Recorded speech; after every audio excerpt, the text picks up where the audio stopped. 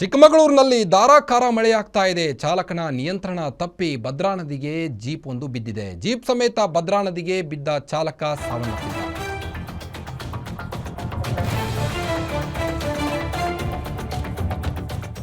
ಚಿಕ್ಕಮಗಳೂರಿನಲ್ಲಿ ಮಳೆಯ ರೌದ್ರ ನರ್ತನ ಜೋರಾಗಿದೆ.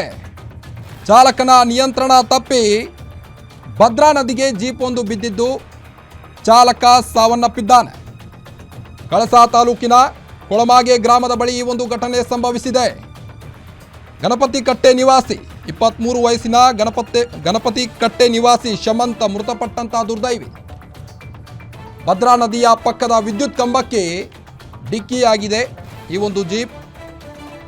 ಆನಂತರ ನದಿಗೆ ಬಿದ್ದು ಕಾಫಿ ತೋಟಕ್ಕೆ ಕಾರ್ಮಿಕರ ಟ್ರಿಪ್ ಹೊಡೆಯುತ್ತಿದ್ದಂಥ ಚಾಲಕ ಶಮಂತ್ ಸಾವನ್ನಪ್ಪಿದ್ದಾರೆ. ಸುರಿಯುತ್ತಿರೋ ಮಳೆಯಿಂದ ಕಾರ್ಯಾಚರಣೆಗೂ ತೊಂದರೆಯಾಗ್ತಾ ಇದೆ.